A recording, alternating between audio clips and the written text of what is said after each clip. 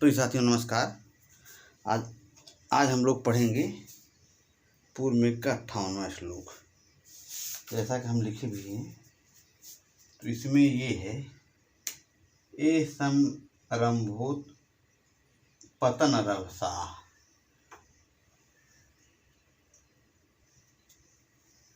ये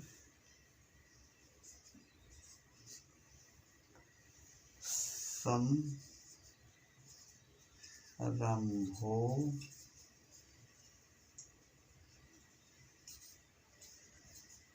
पतन रभसा।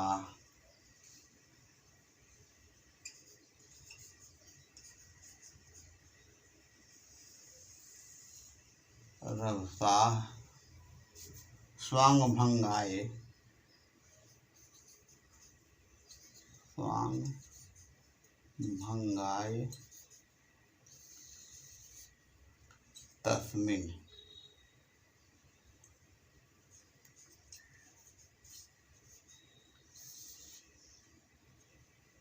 ये हो गया। मुक्ताध्वानम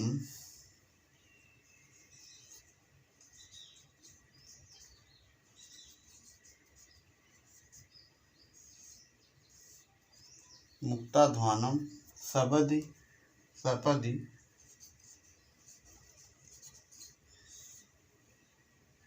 सर्भा। सर्भा मतलब सर्भ एक जानवर का नाम है, बहुत विशालकाय होता है। सर्भा लंघयेयुर्भवन्तम।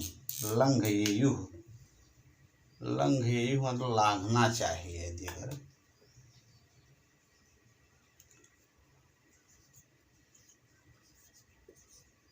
लंघयेयुर्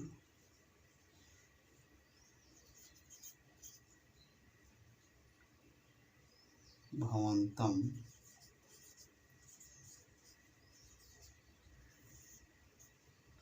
ये हो गया। तान कुर्वीथा,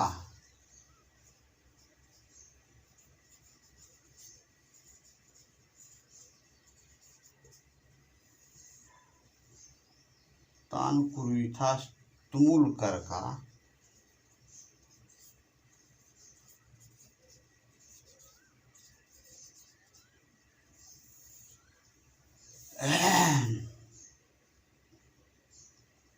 वृष्टिपाताव,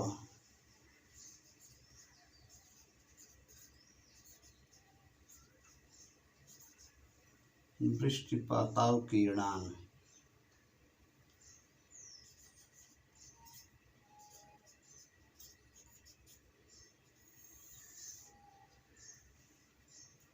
केवा न स्युः,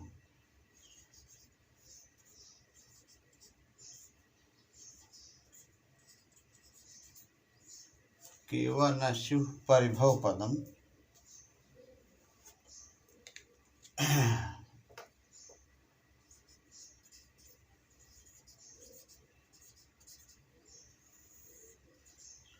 केवा न स्युः परिभव पदम निष्फलारंभ यत्ना। निष्फलारंभ यत्ना।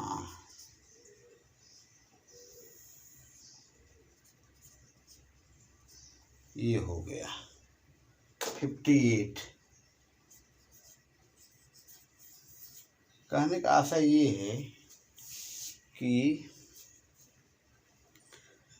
यक्षमेघ से कह रहा है कि जब आप जाओगे तो आपको रास्ते में सरभ मिलेगा। तो सरभ जो है अमूमन 5 से 10 फीट तक उछल लेता है। तो कहने का आशय ये है कि सरभ जब आपको देखेगा तो वो आपको लांघना चाहेगा। मतलब आप मेघ हो, पानी लेके चलोगे जब, तो आपको पार करना चाहेगा, आपको देखेगा, उछलेगा, कूदेगा। तो ये भाव है।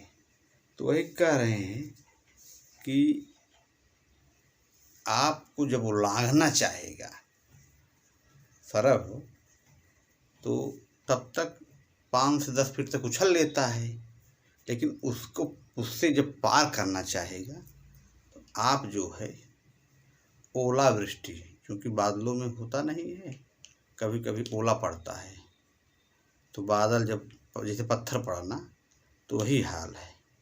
तो वही कह रहे हैं, तब ओलावृष्टि करके माने पत्थर बरसा करके तो आप उसको जो है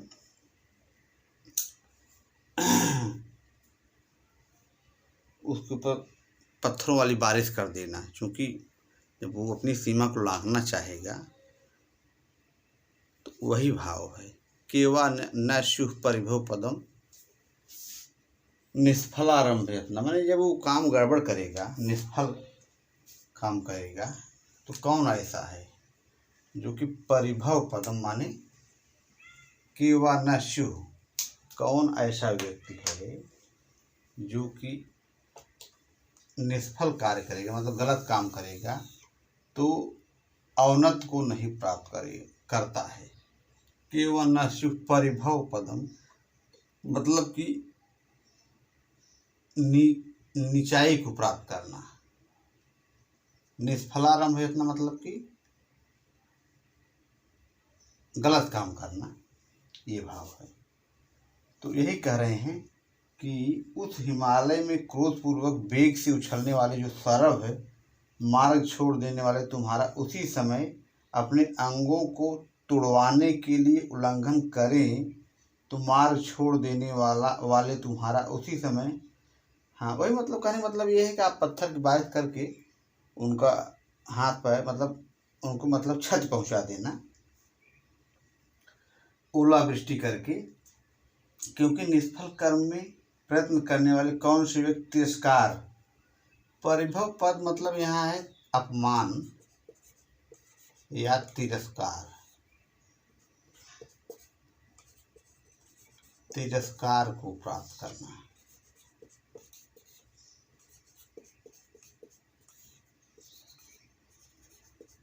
अपमानित कर देना उनको। भाई एक समय तक ठीक है, आप मत बोलना। भाई भगवान श्री राम भी कहे थे ना, भगवान श्री राम कहे जब धनुष उससे समुद्र से रास्ता मांग रहे थे, क्योंकि मर्यादा पुरुषोत्तम राम तो न्याय पे चल रहे थे ना। भाई सीता जी का अपहरण कर लिया गया था रावण, तो उन्होंने बड़ा संयम बरता और पहले तो उन्होंने कहा कि भाई रास्ता चाहिए समुद्र देवता से, तो प्रार्थना की, नहीं माना जब, तो वही कहे विनय न मानत जड़ गए 3 दिन बोले राम सकोप तब भय बिन होय न प्रीत। कहने मतलब ये है एक समय तक आपको बर्दाश्त करना है, लेकिन जब हद पार कर जाए केवा न शुभ परिभव पदम, तो यही लाइन है पूर्व में का, केवा न शुभ परिभव पदम निष्फलारंभ यत्न। कौन सा ऐसा व्यक्ति है जो कि निष्फल कार्य अगर करेगा तो अपमानित नहीं होगा, अपमान या तिरस्कार को प्राप्त नहीं होगा। भाई उसका सीमा क्या है, 5 से 10 फीट तक उछलो कूदो, सरव न है, विशालकाय जानवर है, तो ये। लेकिन अब जब वो अपनी मर्यादा अपनी सीमा को पार कर रहा है, जब सीमा को पार कर रहा है तो आप मेघ हो, बादल हो, आप में सामर्थ्य है। क्या सामर्थ्य है,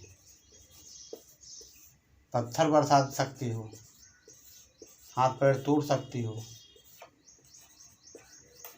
भाई बड़े बड़े जब पत्थर पड़ने लगेंगे, ऐसे ऐसे पत्थर, बड़े बड़े ऐसे ऐसे पत्थर, आदमी के सिर फुट से नहीं जाएगा। आंधी तूफान में तो भाई हवाई जहाज तक उड़ जा रहे हैं, पता ही नहीं चल रहा कहाँ जा रहा है।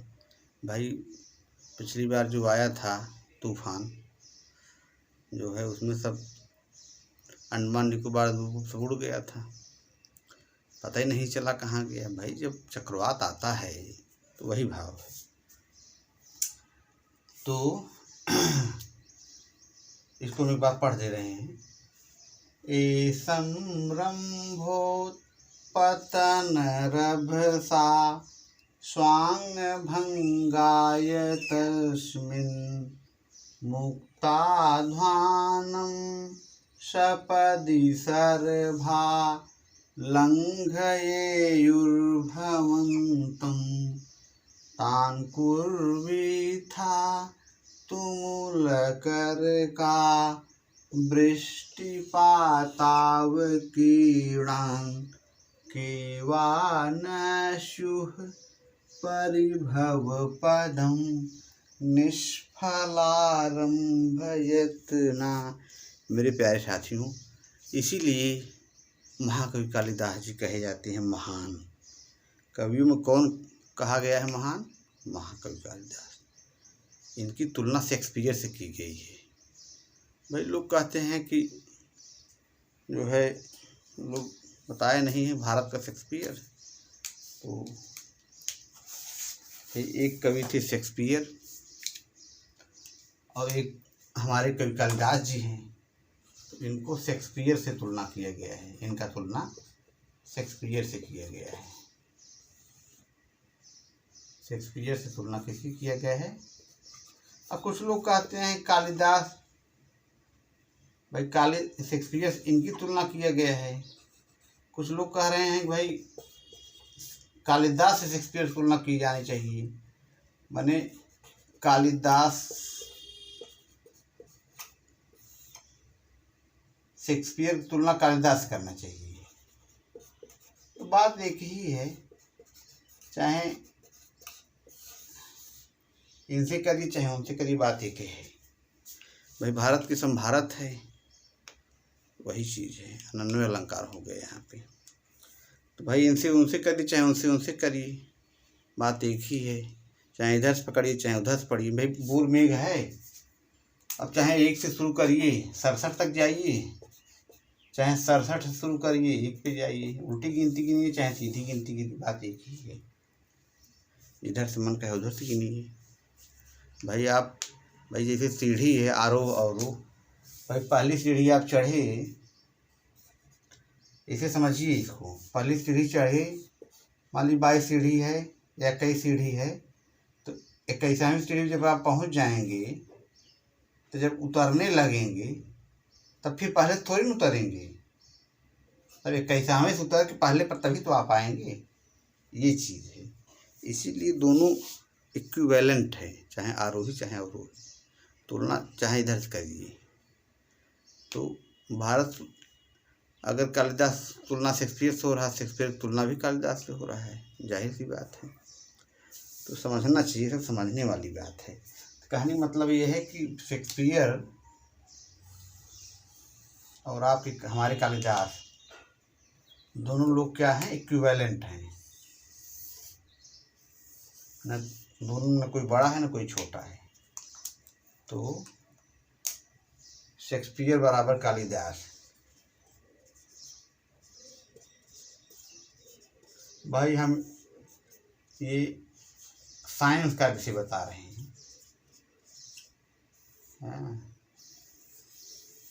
ये साइंस का सिद्धांत है, इक्विवेलेंट कर दिया उसने। तो इस तरह से ये हो गया। अब हम आ रहे हैं अपने विषय पे, क्योंकि कभी कभी ये सब भी बताना पड़ता है ना, फिजिक्स केमिस्ट्री। भाई हम जब ज्योग्राफी पढ़ते हैं थोड़ा विषयांतर हो जाएगा, नहीं तो हम उसमें एक टॉपिक है एस्ट्रोनॉमी, खगोल की जिसको कहते हैं। तो उसमें बिना केमिस्ट्री पढ़े आप समझ ही नहीं पाएंगे, क्योंकि उसमें सब गैसे गैस है, ये चीज़ है। इसलिए ज्योग्राफी पढ़ने वाला बंदा उसको फिजिक्स केमिस्ट्री सब ज्ञान रहना चाहिए, क्योंकि वायुमंडल न है, पृथ्वी, आंतरिक संरचना, बाहरी संरचना, पता लगा कि हाइड्रोजन है, नाइट्रोजन है, हीलियम है, ऑक्सीजन है, आर्गन है, नियान है, अक्रिय गैसें हैं, सक्रिय गैसें हैं। तो ये चीज़ है, ये सब जानना बहुत ज़रूरी है। अब हम लोग सिविल के स्टूडेंट रहे हैं, सब पता है। कितना आदमी गहराई से जाए, वही हाल है कि आदमी जब एक बार गहराई से पढ़ लेता है। भाई ऐसे एक जगह बाहर छिड़ गया, भाई ब्लड ग्रुप है, ए है, ए बी है, बी है, ओ है। तो ये ओ ब्लड ग्रुप जो ओ है, ब्लड ग्रुप ओ, ये सर्वदाता है। और सर्वग्राही ग्रुप कौन है? A B. ब्लड ग्रुप एक ए बी है, ए बी यहाँ लिखते रहे हैं, ये ब्लड ग्रुप है, ये सर्वग्राही है, इस सबको ग्रहण कर लेता है, अब ये सबको देता है केवल। तो मेरे प्यारे साथियों, महान कौन होगा, ग्रेट कौन होगा, देने वाला कि लेने वाला? भाई जो दाता है, देने वाला है, जैसे मेघ, वो महान माना जाता है। लेने वाला थोड़ी महान है। दाता जो देने वाला होता है वो महान माना जाता है। तो इसीलिए ब्लड ग्रुप ओ जो है ये महान है। ये किसी से लेता नहीं है, सबको देवे ही करता है। और ये लेने वाला है केवल, तो ये लेता है, ये केवल लेता है, देता नहीं है, लेता है, ये केवल देता है। जैसे राजा हो गया, प्रजा हो गया। भाई प्रजा टैक्स ले, राजा टैक्स लेता है बादल के रूप में। जैसे बादल जो है पानी लेता है समुद्र से, जल से, नदियों से, तो बरसने के लिए। उसी प्रकार से हम लोग सोची को लिखे थे, टॉपिक आया था भाई, टैक्स वाली बात वहाँ चल रही थी ना। तो आर्थिक व्यवस्था, सोशियो इको, समाज, आर्थिक, सामाजिक आर्थिक, तो वहाँ पर वही है कि जो है राजा जो है जो टैक्स लेता था वो प्रजा की भलाई के लिए लेता था। प्रजा सुखी सुखम राज्यम प्रजा नाम तो हिते हितम, तो वही चीज़ है। तो यहाँ पे जो भी भाई, अब तो लोकतंत्र है, पहले आपका प्रजातंत्र था, प्रजातंत्र, डेमोक्रेसी। प्रजातंत्र लोकतंत्र एक ही चीज़ है।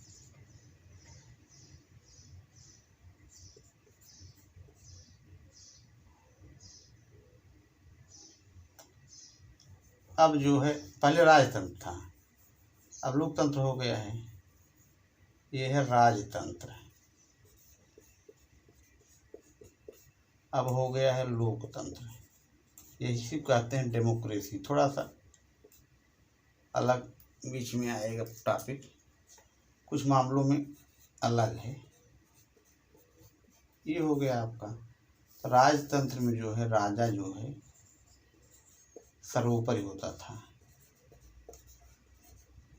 सर्वोपरि मतलब कि राजा की ही बात, आलिनाल राजा, वही जो है सब कुछ होता था। लेकिन उसके तमाम सब देखने वाले मंत्री लोग होते थे, अमात्य, हर विभाग में अलग अलग मंत्री थे। जैसे कौटिल्य के अर्थशास्त्र में आप पढ़ेंगे तो हर विभाग में, जैसे अब चल रहा है उस समय। लेकिन उस समय जो है जो राजा होता था उसका राजा का पुत्र राजा, ये वंशानुगत चलता था। लेकिन कहीं कहीं वंशानुगत भी नहीं मिलता है। जैसे भारत वंश में जो है एक राजा दुष्यंत पुत्र भरत थे,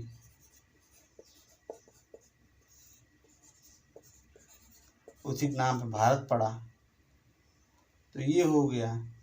तो उस समय के जो राजा थे उस समय उनके पुत्र जो है, जो किंवदंती है, जो सुनने में आता है, उनके पुत्र योग्य नहीं थे। एक भरत वंश था उसमें, तो उस समय वही जो है वो कोई दूसरा व्यक्ति शासक हो गया था। ये बहुत पहले की कहानी है, जब राजा दुष्यंत राजा शासक हुआ करते थे तब की कहानी है। तो उन्होंने स्वयं ही कहा कि हमारे पुत्र जो हैं योग्य नहीं हैं और इसलिए हम अपने पुत्रों को राजगद्दी नहीं देंगे। अगर पुत्र योग्य रहेंगे स्वयं ले लेंगे, नहीं तो उनको हम राजगद्दी ही दे करके क्या करेंगे, वो नष्ट सब कर देंगे। तो वही चीज़ है, पूत कपूत का धन संचय, पूत सपूत का धन संचय, इसमें हो गया लाटानुप्रास। तो ये चीज़ है। अनुप्रास 5 प्रकार के होते हैं भाई। अनुप्रास 5 हो गया, लाटानुप्रास, अंत्यानुप्रास, वर्णानुप्रास, छेकानुप्रास, इस तरह से वृत्त्यानुप्रास, 5 प्रकार के लाटानुप्रास हो गए। तो पूत कपूत का धन संचय, पूत सपूत का धन संचय, इसमें हो गया लाटानुप्रास। ये चीज़ है। तो ये हो गया। हम कहाँ पढ़ा रहे थे, कहाँ से कहाँ चले गए। वैसे हमारे जैसे प्रोफेसर साहब थे ऑफिस की बातों सर एंशिएंट वाले, कह रहे थे कि हम बोलेंगे मेहराबली प्रशासन पर कई दिन बोलते रह जाएंगे, 15 यूँ बोलते रह जाएंगे और टॉपिक ख़त्म नहीं होगा। और सही बात है, जिस टॉपिक पकड़ लेते थे एकदम बोलते ही रहते थे। ये हो गया। तो अब इसका हम व्याकरणात्मक टिप्पणी करा दे रहे हैं। इसमें आपका समरंभूत पतन रभसा एक शब्द आया है ना यहाँ पे, तो यहाँ व्यधिकरण तत्पुरुष हो जाएगा भाई। आप तत्पुरुष नहीं, सॉरी, बहुव्रीहि जब आप पढ़ेंगे तो उसके 2 भेद हैं बहुव्रीहि के भी। एक है समानाधिकरण,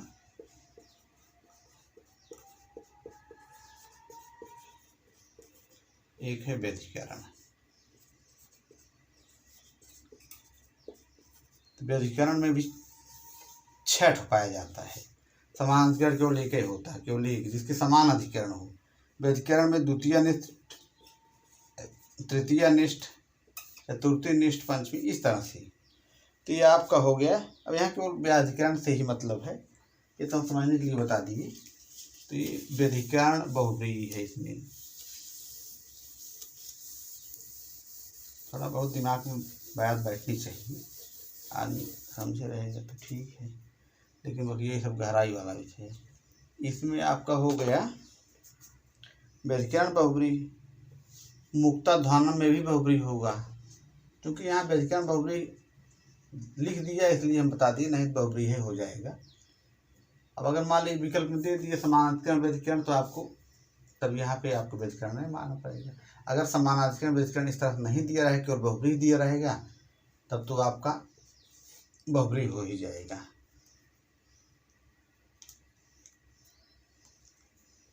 ये चीज हो गया समरंभोत पतन रभसा, ये हो गया। यहाँ पे आपका व्यधिकरण हो गया।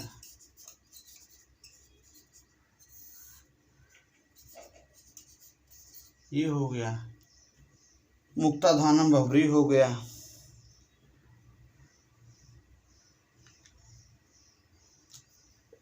दूसरा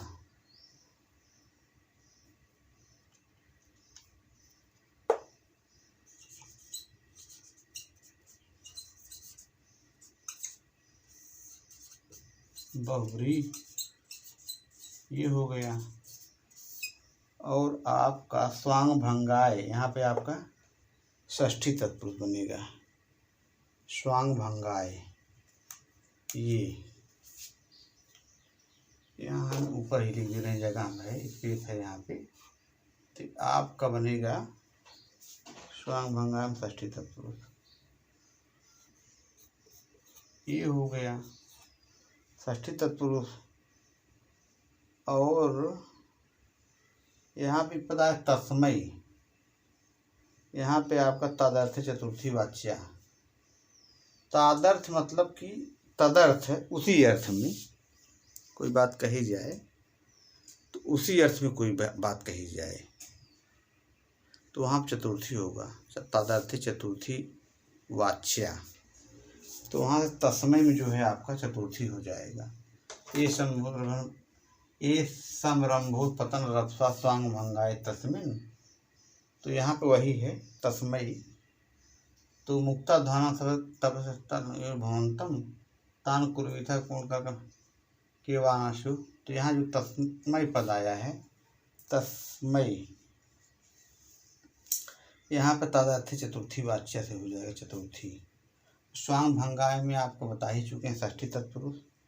तूल करका वृष्टि पाताव कीड़ान कर्मधारे और षष्ठी तत्पुरुष तुमुल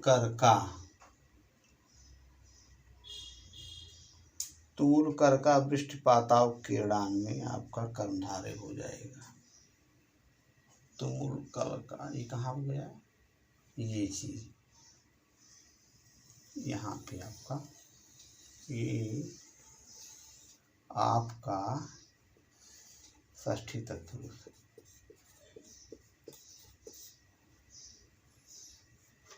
और आपका बहुब्रीहि भी बनेगा, नहीं बहुब्रीहि नहीं, षष्ठी तत्पुरुष और तृतीय तत्पुरुष दो ठे यहाँ बन जाएगा। यहाँ पे तुमुल करका वृष्टि पाताव कीड़ान में और निष्फलारंभ यतना एक नहीं है यहाँ पे, तो ये आपका इसमें आपका बहुब्रीहि बनेगा। निष्फलारंभ यतना बहुब्रीहि ये हो गया। परिभव पदम में आपका बनेगा ये षष्ठी तत्पुरुष। ये चीज है, इस तरह से ये आपका हो गया क्लियर। समरंभा में समरंभा में घाय प्रत्यय होगा, सम प्लस रभ प्लस घाय, ये आपका यहाँ पे है। तो यहाँ हम एक बार मिटा के लिख दे रहे हैं, कुछ छोड़ेंगे नहीं। ये नहीं है कि निःशुल्क शिक्षा दे रहे हैं तो इसका मतलब ये तो हम पढ़ा रहे हैं बच्चों को, भविष्य बन जाए, इससे बड़ा परोपकार और क्या है। समरंभ यहाँ पे आपका घय प्रत्यय होगा, सम प्लस रभ प्लस घय।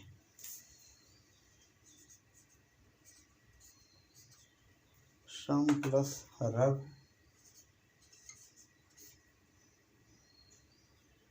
प्लस घय। जो लड़के पढ़ने वाले रहेंगे, पढ़ेंगे अच्छे से, अपना भविष्य बना लेंगे, तो हर तरह के लोग हैं, पढ़ने वाले भी न पढ़ने वाले भी। उत्पतनम में आपका हो जाएगा, क्या है ये, क्या है, जाता है केवल यस। उद प्लस पत, उद प्लस पत प्लस लुट, ये हो गया। मुक्त है, मुच प्लस अक्त, मुक्त है, मुच प्लस अक्त, अक्त अक्तवतु निष्ठा संज्ञा वाले प्रत्यय है ये, मुक्त है। ये हो गया। भवंतम में डवतु, भा प्लस डवतु। लंघेयु में आपका ऋच प्रत्यय होगा। अवकीर्णा में अवक्री अक्त कुर्वी था, ये आपका हो जाएगा। आरंभ, आंग प्लस रम प्लस घय, आरंभ।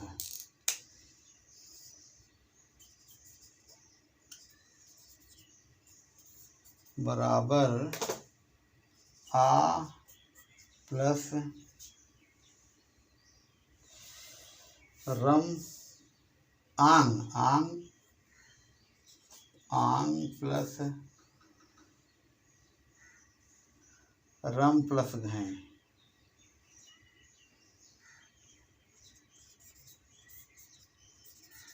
ये हो गया आरंभ।